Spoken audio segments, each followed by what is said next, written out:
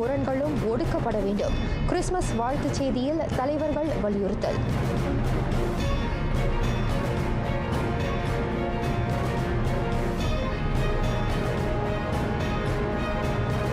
அளிக்குமாயின் MH370 விமானத்தை தேடும் பணிக்கு அரசு முழு ஒத்துழைப்பு நல்கும். பிரதமர் உறுதி.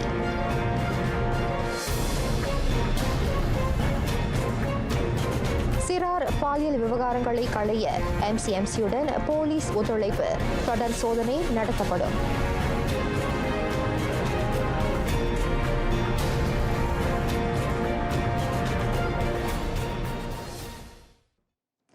வணக்கம். சலாம் மலேசியா மடானி. RTM தமிழ் செய்திகள் உங்களுக்காக. உங்களுடன் நான் கயல்விழி இளங்கோவன். அகிலத்தில் அன்பையும் சமாதானத்தையும் எடுத்துரைக்க வந்த தேவகுமாரன் அன்னை மரியாளில் கருவெடுத்து உருவெடுத்து திருவெடுத்த நன்னாள் என்று அவர் திருவடி போற்றும் அன்பர் அனைவருக்கும் இனிய கிறிஸ்துமஸ் வாழ்த்துகள். வளப்பம் ஓங்கட்டும், நல்வாழ்வு பெருகட்டும். கிறிஸ்துமஸ் பெருநாளை கொண்டாடும் நாட்டு மக்கள் அனைவரையும் பேரரசர் சுல்தான் இப்ராஹிமும் பேரரசியார் ராஜா ஜரீத் சோஃபியாவும் அவ்வாறு வாழ்த்தினர். மலேசியாவில் உள்ள கிறிஸ்தவ சமயத்தவர் அனைவருக்கும் பேரரசர் இணையர் கிறிஸ்துமஸ் வாழ்த்தை உரித்தாக்கினர். வாழ்த்துறையுடன் படமும் சுல்தான் இப்ராஹிம் சுல்தான் இஸ்கண்டார் அதிகாரப்படியான ஃபேஸ்புக் தளத்தில் பதிவேற்றப்பட்டிருக்கிறது. பல இன சமய பண்பாடுடைய மக்களே மலேசியாவின் ஒருமைப்பாட்டுக்கு ஆணிவேராக திகழ்வதாகவும் பேரரசர் வாழ்த்துச் செய்தியில் குறிப்பிட்டுள்ளார். பிரிவினையை விதைக்கும் முயற்சிகளும் இன முரண்களை தூண்டும் செயல்களும் தவிர்க்கப்பட வேண்டும். நாட்டில் இனங்களுக்கு இடையிலான ஒருமைப்பாடு தொடர்ந்து பேணப்பட வேண்டும். கிறிஸ்துமஸ் வாழ்த்தில் பிரதமர் டத்துஸ்ரீ அன்வார் இப்ராஹிம் அவ்வாறு வலியுறுத்தினார். மலேசியாவில் வாழும் எல்லா கிறிஸ்தவர்களுக்கும் பிரதமர் ஃபேஸ்புக் பதிவு வாயிலாக கிறிஸ்துமஸ் வாழ்த்து தெரிவித்துக் கொண்டார். மலேசியர்கள் ஒருவர் மற்றொருவருக்கு தோள் கொடுக்க வேண்டும். குறிப்பாக நாட்டின் அடையாளத்தை உருவாக்குவதிலும் இனத்தின் வெற்றிக்கும் திறனை மேம்படுத்துவதிலும் அது அவசியம். ஒரு சில தரப்புகளின் தன்னலத்துக்காக மலேசியா தோல்வியுறுவதையோ செயல் இழப்பதையோ ஏற்றுக்கொள்ள இயலாது. நாட்டின் எதிர்காலமும் இனத்தின் மானமும் காக்கப்பட வேண்டும். முந்தைய தலைவர்களின் பேரவாவும் அதுவே. எனவே இன சமய பேதங்களை ஒதுக்கி அமைதியை நிலைநாட்டி வளப்பத்தை ஓங்குவிக்க மலேசியர்கள் ஒன்றிணைய வேண்டும் என டத்துஸ்ரீ அன்வார் கேட்டுக்கொண்டார். விண்ணின் வெளிச்சம், மண்ணின் விருட்சம். மனிதம் மலர மானிடர் போற்ற வாழ்ந்த இறைமகன் இயேசுபிரான் பூவுலகில் அவதரித்த புனித நாள் இன்று. உறவுகளும் சுற்றமும் சூழ உள்ளம் உவகை பெற கிறிஸ்துமஸ் கொண்டாட்டங்கள் குதூகலத்தை எட்டின. உலகம் அமைதி பெற சாந்தியும் சமாதானமும் அடித்தளம் என்பதை உலகுக்கு எடுத்துரைத்தவர் இயேசு கிறிஸ்து. விண்ணுலக தந்தையின் பிறப்பை கொண்டாடும் வகையில் இன்று தேவாலயங்களிலும் வீடுகளிலும் கொண்டாட்டங்கள் களை கட்டின. ஈஜோக்கை சேர்ந்த தேவதாஸ் தோமஸ் குடும்பத்தாரின் இல்லமும் உள்ளமும் கிறிஸ்துமஸ் மகிழ்ச்சியில் நிறைந்திருந்தன. வருஷம் எங்கள் வீட்டில் நிறையா பிள்ளைங்கள்லாம் நிறைய நிறைய கேம்ஸ்லாம் வச்சு நிறைய ப்ரைஸ் கொடுப்போம், பரிசுகள்லாம் நிறையா கொடுப்போம். எல்லாருக்கும் வரவங்களுக்குலாம் ப்ரைஸ் கொடுத்து இந்த வருஷம் வீட்டுக்கு வந்தால் பிள்ளைங்களாம் நினைப்பாங்க, எங்கள் வீட்டுக்கு வந்தால் இந்த வீட்டுக்கு வந்தால் பரிசுலாம் நிறையா இருக்குது அப்படின்னு சொல்லி நல்லா கேம் வச்சு நல்லா சந்தோஷமாக பரிசுலாம் கொடுப்போம். அந்த காலத்தில் அவங்க வீட்டில் அவங்கவுங்க அப்படி செஞ்சுக்குவாங்க. யாரும் சொந்தக்காரங்க வந்தாங்கனாக்கா கொஞ்சம் இதாக இருப்பாங்க. இப்போ அப்படி இல்லை. இப்போ எல்லோரும் ஒன்றா சேர்ந்து எல்லாம் குடும்பமாக செஞ்சுக்கிட்டு சந்தோஷமாக இருக்காங்க. இப்போ இந்த நேரத்தில் இந்த மாதிரி பெருநாள் காலத்தில் நம்ம சொந்தக்காரங்க எல்லாம் ஒன்றா சேர்ந்து மனசுக்கு நல்லா இருக்கும், சந்தோஷமாக இருக்கும். காணும் இடமெங்கும் வண்ண விளக்குகள், அலங்காரங்கள், அழகான கிறிஸ்துமஸ் மரம், வண்ண கோலம். மலேசியாவின் தனித்துவமான திறந்த இல்ல விருந்தோம்பல் பெருநாளுக்கு மேலும் சிறப்பு சேர்த்தது. மதியானம் சொந்தக்காரங்களாம் வருவாங்க. வந்தவுடனே எல்லாமே நல்லா சாப்பிட்டு எல்லாம் சந்தோஷமாக அன்பை கொடுத்து அன்பை வாங்குவோம். ஏன்னா கிறிஸ்துமஸ் அது அன்பை கொடுத்து அன்பு வாங்குற ஒரு நல்ல ஒரு திருநாள். அந்த நாளில் வந்து நாங்கள் எப்போதும் சந்தோஷமாக இருப்போம். இந்த நாளில் வந்து நம்ம வந்து மனசில் உள்ள கெட்டது எண்ணங்கள் எல்லாத்தையும் வந்து சுத்தமாக்கிட்டு நல்ல ஒரு மனசோட வரக்கூடிய 2025 வந்து எல்லாம் சிறப்பாக இருக்கணும், உலகத்தில் வாழ்கிற எல்லா மக்களும் சந்தோஷமாக இருக்கணும், ஜீசஸோட ஆசீர்வாதம் இருக்கணும்ன்ட்டு நான் நினைக்கிறேன். நார்மலாக வந்து நாங்கள் ரொம்ப ஆடம்பரமாக செலவு பண்ண மாட்டோம். நாங்கள் ஃபேமிலிக்குள்ளேயே கொஞ்சம் சின்னதாக செஞ்சுக்குவோம். இந்த வருஷம் வந்து நிறைய பேரை விருந்தாளி கூப்பிட்ருக்கோம். அக்கம் பக்கத்தில் உள்ளவங்க நிறைய பேர் வருவாங்க. அதனால் இந்த வருஷம் எங்களுக்கு இன்னும் கொஞ்சம் ஸ்பெஷலாக இருக்குன்னு நாங்கள் நினைக்கிறோம். கிறிஸ்துமஸின் உண்மை பொருள் இங்கு காணக்கூடிய குடும்ப பந்தங்களில் தான் உள்ளது. அது மட்டுமல்லாது இன சமயம் பாராது பல்லினத்தவர் ஒன்று கூடவும் இத்தகைய பெருநாட்கள் வழிவகுக்கின்றன. Saya berasa happy lah dapat sama-sama menyambut hari Christmas bersama jiran-jiran lah, dan mengadakan silaturahim lah bersama jiran-jiran yang ada. Kita sama perayaan lain lah, kita pergi melawat meraya jiran-jiran yang ada lah. Tiap-tiap tahun mari lah. Tapi mari sini Maya happy lah. Sama-sama Christmas lah. Jalan-jalan, semua macam cerita-cerita, kawan-kawan, Maya happy macam lah. பெருநாள் என்றாலே அறுசுவை உணவு அவசியம். அன்புடன் பரிமாறப்பட்ட அறுசுவை உணவுகள் Christmas பண்டிகை கொண்டாட்டத்தை மெருகூட்டியது. ஸ்னோக்கில் போனோம், பட்டாசுலாம் வந்து வெடித்தோம். சந்தோஷமாக இருக்கு. நாங்கள் இன்னைக்கு அத்தை வீட்டில் கிறிஸ்மஸ் கொண்டாடுறோம். ராத்திரி எங்கள் அத்தை வந்து விருந்துலாம் வைக்கிறாங்க. அதனால் எனக்கு ரொம்ப சந்தோஷமாக இருக்கு.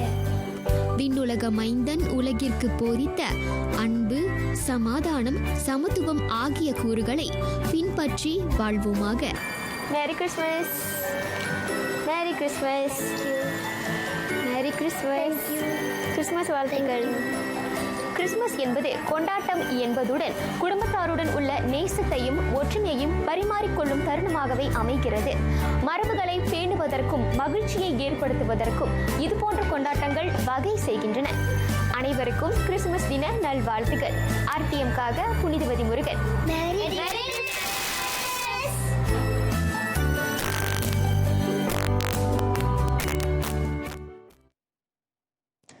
விண்ணுலகம் விட்டு தேவமைந்தன் மண்ணுலகம் ஓய்ந்த திருநாள் இன்று. கிறிஸ்துமஸ் என்றாலே வீடுகள் விதம் விதமாக அலங்கரிக்கப்படும். தனித்துவமான அலங்காரத்தில் திளைத்திருக்கிறது சார்ல்ஸ் டோனி இல்லம்.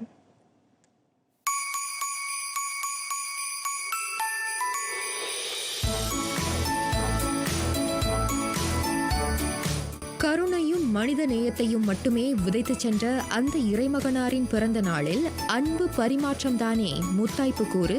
அந்த வகையில் ஒளி உமிழ்கின்ற வண்ண அலங்கார விளக்குகள், கிறிஸ்துமஸ் மரம் முதலியவற்றோடு சார்ல்ஸ் டோனி இல்லமே கிறிஸ்துமஸ் கொண்டாட்டத்தில் களை கட்டியது. இந்த வருஷம் எங்களுக்கு இன்னும் சந்தோஷமா இருக்கு. ஏன்னா டெக்கரேஷன் பண்ணி இதுதான் ஃபர்ஸ்ட் இயர் இந்த வீட்டில் டெக்கரேட் பண்ணது. ஸோ நிறையா பேர் நிறைய இனங்க வராங்க. ரொம்ப சந்தோஷமாக இருக்குது எங்களுக்கு. இன்னும் ஹாப்பினஸாக இருக்குது. மண்ணுலகில் மனுமகனாய் அவதரித்த பாலகன் இயேசு கிறிஸ்துவின் பிறப்பை அவர்கள் குடும்ப உறவுகள் மற்றும் அண்டை அயலாருடன் ஒரு குடையின் கீழ் கொண்டாடினர். உன்னை நீ அன்பு செய்வது போல் உன் அயலாரையும் நேசி எனும் இயேசுவின் போதனையை கடைபிடிக்கும் விதமாக சார்ல்ஸ் குடும்பத்தினர் இந்த ஏற்பாட்டை செய்தனர். ஆக்சுவலி வந்து சுப்ராஞ்சாயிலேருந்து வந்தோம். டிக்டாக்கை பார்த்துட்டு இருக்கும் போது தான் தெரிஞ்சிச்சு இந்த மாதிரி. நானும் என்னமோ நினச்சி வந்தேன். அப்போ தான் தெரியுது இந்த இடம் இவ்வளோ அழகாக இருக்குது. இந்த குடும்பத்துக்காரங்களும் ரொம்ப கஷ்டப்பட்டு இதெல்லாம் செஞ்சுருக்கிறாங்க. எங்களுக்கு ரொம்ப சந்தோஷமாக இருந்துச்சு இந்த இடத்துல. அப்புறம் எல்லா எண்ணமுக்காரங்களும் வந்திருக்காங்க. தமிழங்களும் இருக்காங்க, சீனவங்களும் இருக்காங்க, மலாய்க்காரங்களும் இருக்கிறாங்க. ரொம்ப எக்ஸைட்டிங்காக இருந்துச்சு. ரொம்ப அழகாக செஞ்சுருக்கிறாங்க. நாங்கள் எதிர்பார்க்கல இது இந்த இவ்வளோ அழகா இருக்கும் அப்படின்னு. உள்ளத்தில் இறைமகனை வரவேற்று மூவினத்துடன் சமாதானத்தை பகிர்ந்து கொண்டனர் சார்ல்ஸ் குடும்பத்தினர். ஜலந்தலோ ஆயர்தவாரில் அமைந்திருக்கும் இந்த இல்லம் புத்தாண்டு நாள் வரை வருகையாளர்களை வரவேற்கிறது.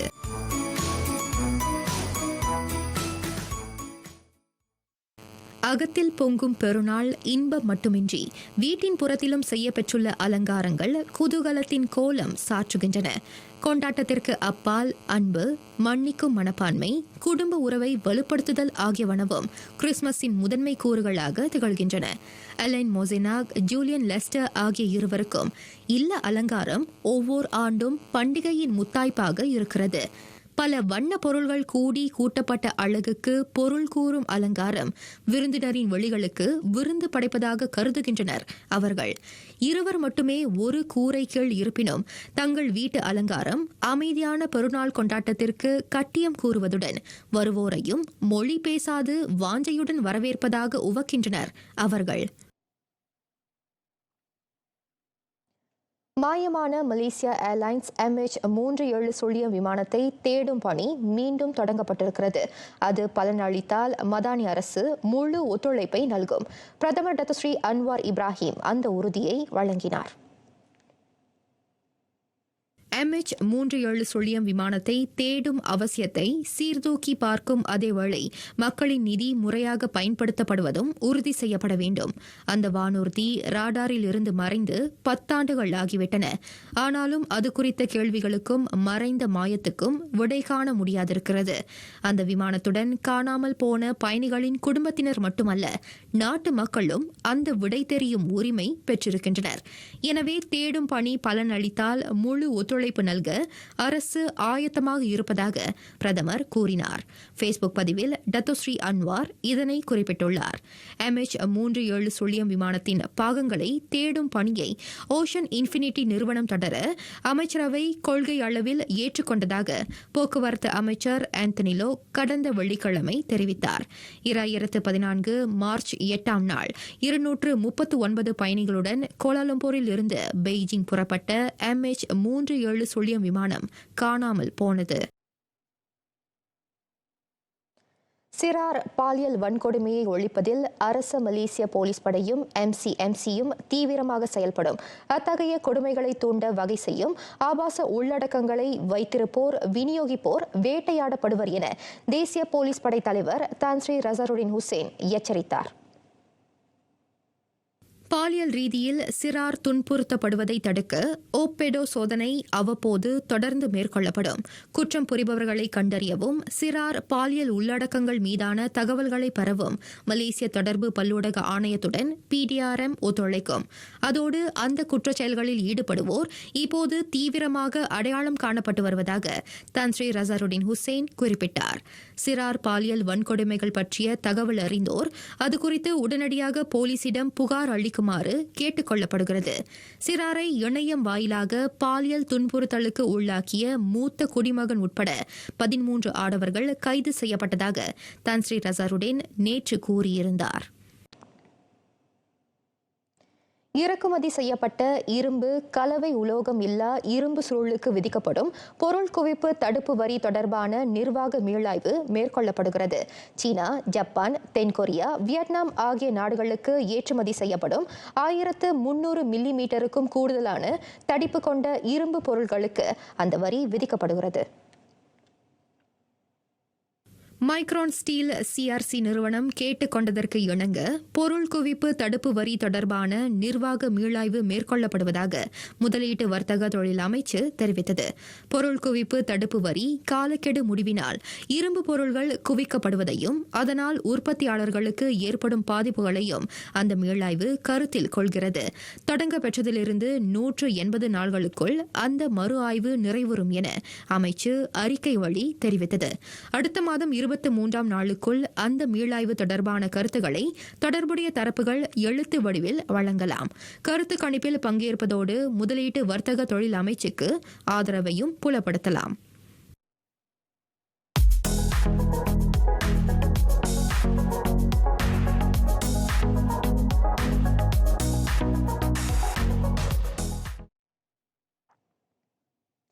தேசிய ஒருமைப்பாட்டின் தனித்துவமான வடிவுருவை ஆசியான் பங்காளிகளுடன் பகிர்ந்து கொள்ள மலேசியா ஆயத்தமாக உள்ளது.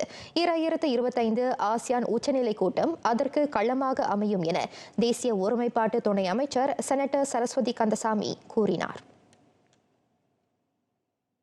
உலகளவில் கவனத்தை ஈர்த்திருக்கும் பல இன சமய பண்பாட்டு மக்கள் இடையிலான நல்லிணக்க கூறுகளுக்கு அதில் முக்கியத்துவம் வழங்கப்படும் என துணை அமைச்சர் தெரிவித்தார். மலேசியா மாந்த மூலதனம் அடிப்படை வசதிகளில் மட்டும் முதலீடு செய்யவில்லை, மாறாக ஒருமைப்பாட்டை பேணும் பண்புகளையும் அமைதியான நல்வாழ்வையும் ஏந்தியிருக்கிறது. முதலீடுகளை கவர்வதுடன் பல்வேறு சவால்களை எதிர்கொள்ளவும் மலேசியாவுக்கு அது உதவுகிறது. இதன் வழி ஏனைய நாடுகளுக்கு மலேசியா எடுத்துக்காட்டாக விளங்குகிறது என செனட்டர் சரஸ்வதி சுட்டினார். ஆசியான் கூட்டமைப்பு ஒன்றிணைந்து ஒத்துழைப்பை வலுக்க செய்ய வேண்டும், அத்துடன் கலந்துரையாடல் பங்காளிகளுடன் உறவை பலப்படுத்த வேண்டும் என ஆசியான் இந்தியா வர்த்தக மன்ற தோற்றுநர் டத்தோ ரமேஷ் கொடாமால் வலியுறுத்தினார். உலக அரசியல் சவால்கள், புவி பொருளாதார சூழலியல் மாற்றம் ஆகியவற்றை எதிர்கொள்ள இந்த ஒத்துழைப்பு ஆசியானுக்கு தேவைப்படுகிறது. எனவே வட்டாரத்தின் வர்த்தக மதிப்பை கூட்டுவதற்கு மேலும் அதிகமான திறந்தவழி கொள்கை ஊக்குவிக்கப்பட வேண்டும் என்றும் டத்தோ ரமேஷ் கேட்டுக் கொண்டார். 2030 ஆண்டு வாக்கில் உலகின் 4ஆம் பொருளாதாரமாக உருவாகும் அவாவை ஆசியான் கொண்டிருக்கிறது. இதற்கு அந்த கூறுகள் அவசியம் என டத்தோ ரமேஷ் பரிந்துரைத்தார்.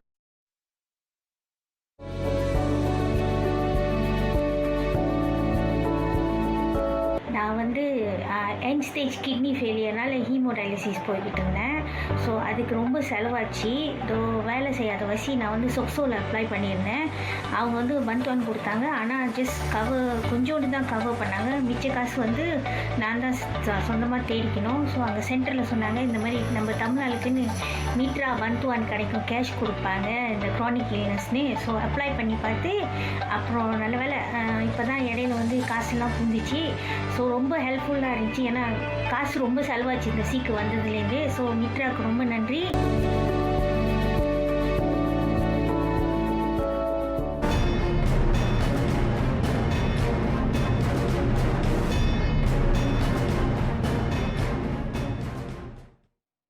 இந்தோனேசியாவில் 20ஆம் சுனாமி நிறைவாண்டை அனுசரிக்கும் வகையில் வரவேற்கப்பட்ட கிறிஸ்துமஸ் பண்டிகை. 5 ஆண்டுகளுக்கு பின் நோட்ரடாம் பேராலயத்தில் மீண்டும் கிறிஸ்துமஸ் கொண்டாட்டம். இன்று தங்களுக்கு கிறிஸ்துமஸ் இல்லை என்றாலும் அலங்காரத்தில் அசத்துவோம் என்று உலகுக்கு உரைக்கும் ரஷ்யா. உலக நாடுகளில் கிறிஸ்துமஸ் கொண்டாட்டங்கள் உங்கள் பார்வைக்கு. மின்னும் மெழுகுவர்த்தி விளக்குகள், அதிரும் இசை கருவிகள். இந்தோனேசியா பண்டா ஆச்சேவில் உள்ள நூற்றுக்கணக்கான கத்தோலிக்கர்கள் கிறிஸ்துமஸை கோலாகலமாக வரவேற்றனர். 1,50,000க்கும் அதிகமானோரை பலி கொண்ட இந்திய பெருங்கடல் ஆழி பேரலையின் 20ஆம் நிறைவாண்டை அனுசரிக்கும் வகையில் நேற்றிரவு இயேசு பிரானுக்கு சிறப்பு பிரார்த்தனை நடத்தப்பட்டது. 5 ஆண்டுகளுக்கு பின் நோட்ரடாம் பேராலயத்தில் மீண்டும் பேரளவிலான கிறிஸ்துமஸ் கொண்டாட்டம். 2019 தீ விபத்துக்கு இலக்கான புகழ்பெற்ற அந்த பழங்கால பேராலயம் கட்டுமான பணிகளுக்கு பின் புது பொலிவுடன் காட்சியளிக்கிறது. நேற்றிரவு அங்கு நடைபெற்ற சிறப்பு பிரார்த்தனையில் திரளானோர் மகிழ்ச்சி ததும்ப கலந்து கொண்டனர். கிறிஸ்துமஸை இப்போது கொண்டாடவில்லைதான், அதற்கென்று உலகமே கொண்டாடும் வருடத்தின் இந்த நாளை அப்படியே விட்டுவிடுவதா என்ன? புத்தாண்டை வரவேற்கும் வண்ணம் தலைநகர் மாஸ்கோவை வண்ண விளக்குகளால் அலங்கரித்து அசத்தியது ரஷ்யா. இனி ரஷ்ய ஆர்த்தடாக்ஸ் பழங்கால தேவாலயத்தின் வழிகாட்டுதலின்படி கிரெகோரியன் நாள்காட்டியை பின்பற்றி கிறிஸ்துமஸை கொண்டாடப் போவதில்லை. அந்த முடிவில் திடமாக உள்ளது உக்ரைன். ரஷ்ய உக்ரைன் படையெடுப்பு தொடங்கியது முதல் 3வது முறையாக கிறிஸ்துமஸை மற்ற நாடுகளைப் போன்று இன்று கோலாகலமாக அது கொண்டாடியது. கிறிஸ்துமஸ் மரம், கேரல் பாடல்கள், இசை கருவிகளின் முழக்கம் என தலைநகர் கீவ் விழாக்கோலம் பூண்டது. காசாவில் இம்முறையும் வண்ண விளக்குகளோ கிறிஸ்துமஸ் மரமோ இல்லங்கள் மின்னொளியிலோ மின்னவில்லை. பண்டிகை என்பது எல்லோருடனும் இணைந்து மகிழ்ச்சியாக கொண்டாடத்தான். போர் மேகம் சூழ்ந்திருக்கும் அந்த மண்ணில் அதற்கு இடமில்லை என்பதை உணர்ந்து காசாவில் உள்ள கிறிஸ்தவர்கள் லத்தீன் தேவாலயமான ஹோலி ஃபேமிலியில் நேற்றிரவு அதிரூபனின் சிறப்பு வழிபாட்டில் மட்டும் கலந்து கொண்டனர். சிரியா டமஸ்கஸில் உள்ள ஜைத்தோன் தேவாலயத்தில் கிறிஸ்தவர்கள் பண்டிகைக்கு முந்தைய சிறப்பு வழிபாட்டை மேற்கொண்டனர். அண்மையில் ஆட்சி கவிழ்ப்பு அரங்கேறிய அந்நாட்டில் சிறுபான்மையினரின் நலன் காக்கப்படும் என புதிய அரசு உறுதி வழங்கியது. ஆனால் பல்லாண்டுகளாக உள்நாட்டு போரால் சிக்கி தவிக்கும் சிரியாவில் அது இன்னமும் கேள்விக்குறியாகவே உள்ளது.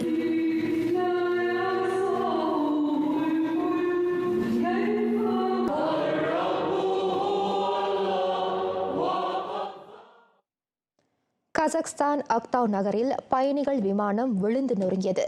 அந்த விபத்தில் 42 பேர் உயிரிழந்ததாக அஞ்சப்படுவதாக அந்நாட்டு அவசர விவகார அமைச்சு தெரிவித்தது. பாக்குவில் இருந்து ரஷ்யா சென்சா குரோஸ்னிக்கு அசர்பைஜான் ஏர்லைன்ஸ் விமான நிறுவனத்துக்கு சொந்தமான அந்த விமானம் பயணம் செய்து கொண்டிருந்த போது விழுந்து நொறுங்கியது. குரோஸ்னியில் கடும் பனி காரணமாக அந்த விமானம் திருப்பிவிடப்பட்டது. பயணிகள் 62 பேரையும் பணியாளர் 5 அந்த விமானம் ஏற்றிச் சென்றது.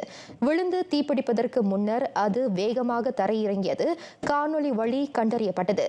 தேடி மீட்கும் பணிகள் தீவிரமாக மேற்கொள்ளப்படுவதுடன் விபத்துக்கான காரணமும் ஆராயப்படுகிறது.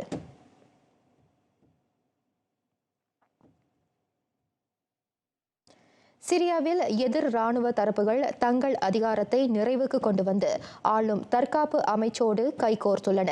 அதற்கு அந்நாட்டின் இடைக்கால அரசு தலைவர்கள் இணக்கம் தெரிவித்ததாக அரசியல் வட்டாரம் கூறியது. அமெரிக்கா ஆதரவிலான குர்திய படை நிகராளிகள் அந்த புதிய ஆட்சிக்கு இணக்கம் தெரிவிக்கும் கூட்டத்தில் பங்கேற்கவில்லை. சிரியாவின் புதிய அதிபர் அஹ்மத் அல் ஷராவுக்கும் அங்கு அதிகாரம் செலுத்தி வந்த அரசு சாரா ராணுவ தரப்புகளுக்கும் இடையே அந்த ஒப்பந்தம் காணப்பட்டது. ஷராவின் அய்யத் தஹீர் அல் ஷாம் ஆயுதப்படையால் மூண்ட பெரும் கிளர்ச்சிக்கு பின்னர் அந்நாட்டு முன்னாள் அதிபர் பஷார் அல் அசாட் தப்பியோடினார். அவர் நாட்டை விட்டு ஓடிய 2 வாரங்களுக்கு பின்னர் ராணுவ அரசு அங்கு உருவானது.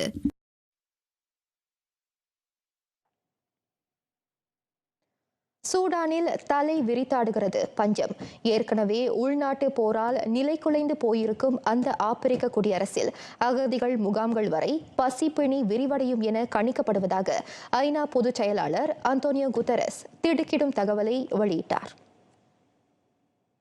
சூடானின் மேற்கு மற்றும் தெற்கு பகுதிகளில் உள்ள 2 கூடுதல் அகதிகள் முகாம்களில் உள்ளோர் உணவின்றி பட்டினியால் தவிக்கின்றனர். கடந்த ஆகஸ்டில் வட டாஃபோரில் உள்ள 3 அகதிகள் முகாம்கள் பஞ்சத்தில் அல்லாடுவதாக அறிவிக்கப்பட்டன.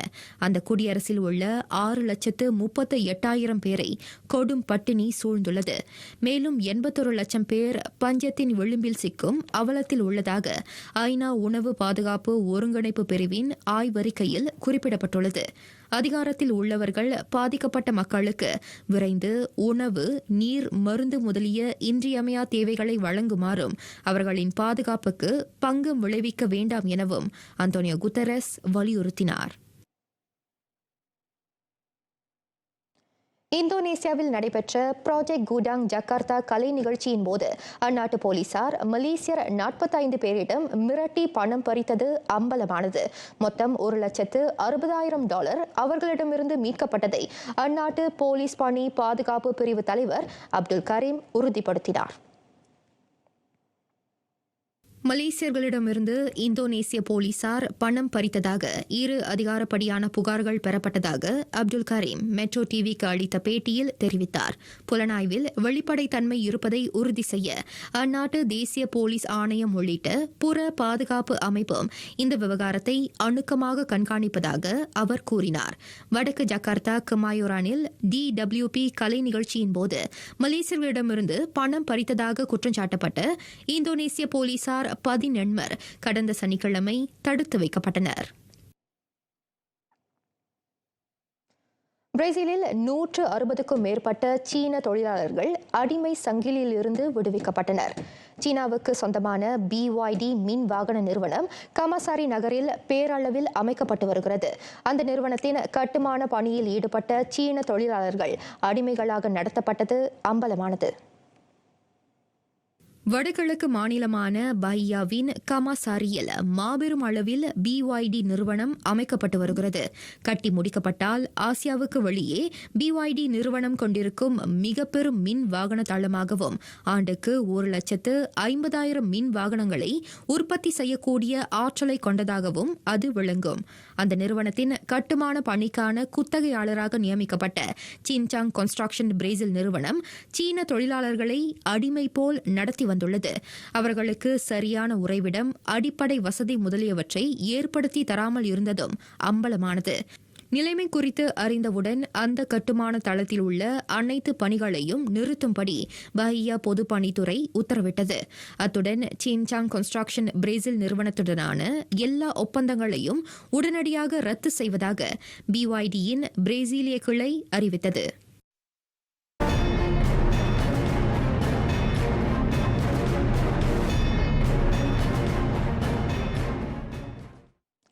ஐக்கிய அரபு சிற்றரசு அபுதாபியில் அரங்கேறிய 20ஆம் உலக பஞ்சாக் சிலாட் போட்டியில் வாகை சூடி நாட்டுக்கு பெருமை சேர்த்தவர் தர்மராஜ் வாசுதேவன். உலக வெற்றியாளரான அவரின் பயிற்சியாளரின் ஆதரவின்றி இது சாத்தியமில்லை என நன்றி பாராட்டுகிறார் அவர். அபுதாபியின் தேசிய கண்காட்சி மையத்தில் நடைபெற்ற ஆட்டத்தில் உஸ்பெகிஸ்தானை வீழ்த்தி தங்கத்தை கைப்பற்றினார் தர்மராஜ். இதனைத் தொடர்ந்து அடுத்த ஆண்டு உஸ்பெகிஸ்தானில் நடைபெறும் போட்டியில் ஆசிய பட்டத்தை வெல்லும் வேட்கையை அவர் கொண்டுள்ளார். முன்னதாக நடைபெற்ற 2 ஆட்டங்களில் வெள்ளிப் பதக்கத்தை மட்டுமே கைப்பற்றிய தர்மராஜ் வரும் போட்டிகளில் சிறந்த ஆட்டத்திறனை வெளிப்படுத்தி தங்கத்தை கைப்பற்ற வேண்டும் என உறுதியாக உள்ளார். 2025 வெற்றி பாதையை நோக்கி நகர்கின்றனர் நாட்டின் முதன்மை மகளிர் பூப்பந்து இணையர் பலிதான் எம்தீனா. இவ்வாண்டு முழுவதும் கிடைத்த பல வெற்றிகளை அடுத்து அந்த இலக்கினை அவர்கள் முன்வைத்துள்ளனர். 2024 பாரிஸ் ஒலிம்பிக் போட்டியிலும் ஹாங்காங் பொது பூப்பந்து போட்டியிலும் அபாரமான ஆட்டத்திறனை வெளிப்படுத்தி நாட்டுக்கு பெருமை சேர்த்தனர். அதனையடுத்து ஒலிம்பிக் போட்டியின் அரையிறுதி சுற்று வரை முன்னேறிய முதல் மகளிர் இணையினர் என்ற பெருமையும் இவர்களையே சேரும். ஆனால் 2024 உலக தொடர் இறுதியாட்டம் அவர்களுக்கு கை கொடுக்கவில்லை. இருப்பினும் 2025 பருவத்தில் சிறந்த அடைவு நிலையை பதிவு செய்ய அவர்கள் உறுதி பூண்டுள்ளனர். உலக தரவரிசையில் முதலிடத்தில் உள்ள சீன இணையரிடம் ஏற்பட்ட தோல்வி அடுத்த மாதம் நடக்கவிருக்கும் 2025 மலேசிய பொது பூப்பந்தாட்டத்தில் முழு வீச்சில் களமிறங்குவதற்கு அவர்களுக்கு உந்துதலாக அமைந்துள்ளது. அடுத்த பருவ ஆட்டங்களில் வரும் சவால்களை எதிர்கொள்ள தாங்கள் ஆரோக்கியமாகவும் திடமாகவும் உள்ளதாக பலிதான் எம்தீனா இணையர் நம்பிக்கை தெரிவித்தனர். பூப்பந்து ஆட்டத்தில் உலகளவில் பல வெற்றிகளை குவித்தவர் ஜாங் சேவை. விளையாட்டின் போது அவர் கடைபிடித்த உயர்நெறிகளே அதற்கு காரணம் என கலப்பு இணையினர் சென் தாங்ஜி தோ ஈவை உவகை தெரிவித்தனர். சென் தாங்ஜி தோ ஈவை இணையருக்கு உந்துதலாக விளங்குகிறார் புகழ்பெற்ற ஆட்டக்காரர் ஜாங் சேவை. சீனா ஹாங்ஜோவில் கடந்த மாதம் நடைபெற்ற 2024 உலகத்தொடர் இறுதி ஆட்டத்தில் சிவை யாச்சோங் இணையர் 21-18, 14-21, 21-17 என தாங்ஜி ஈவை இணையரை வீழ்த்தினர். அந்த வெற்றிக்கு பிறகு ஜாங் சேவை பூப்பந்தாட்டத்திலிருந்து ஓய்வு பெற்றார். அடுத்த பருவத்தில் அக்ஸியாத்தா அரங்கில் ஜனவரி 7 முதல் 12ஆம் தேதி வரை நடக்கவிருக்கும் மலேசிய பூப்பந்தாட்டத்தில் சிறந்த அடைவு நிலையை பெற தாம் முழு வீச்சில் இறங்க உள்ளதாக ஈவை தெரிவித்தார். சொந்த அரங்கில் விளையாட கிடைத்திருக்கும் வாய்ப்பை சிறந்த முறையில் பயன்படுத்தப் போவதாக அந்த 24 வயது இளம் விளையாட்டாளர் உறுதியாக உள்ளார்.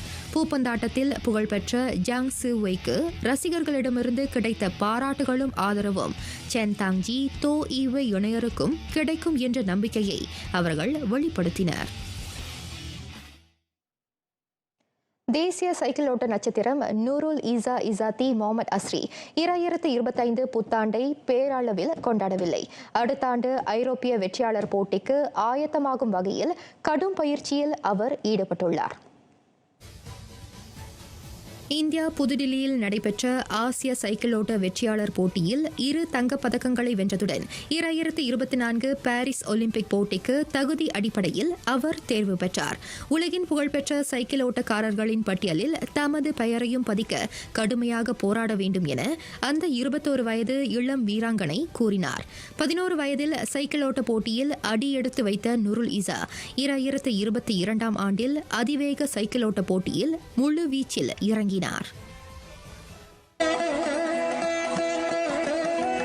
ஞானக்குரல் வாயு தாரணை. மயிர் கால்வழி எல்லாம் மாய்கின்ற வாயு உயிர்பின்றி உள்ளே பதி. உடலில் உள்ள உரோமக்கால் வழியெங்கிலும் கூட காற்று உள்நுழைந்து வெளியேறும். குளிர்காற்று உடம்பை தாக்கும் போது உடம்பிலிருந்து சூடு காற்றாக வெளியேறும். மூச்சு பயிற்சியால் உடம்பு காற்றை சீராக்கிக் கொள்ள வலியுறுத்துகிறார் முதுப்புலவர் ஔவை. உவகை பெருகும் கிறிஸ்துமஸ் வாழ்த்துகளுடன் நிறைவடைகின்றன RTM தமிழ் செய்திகள். எங்களோடு இணைந்ததற்கு நன்றி.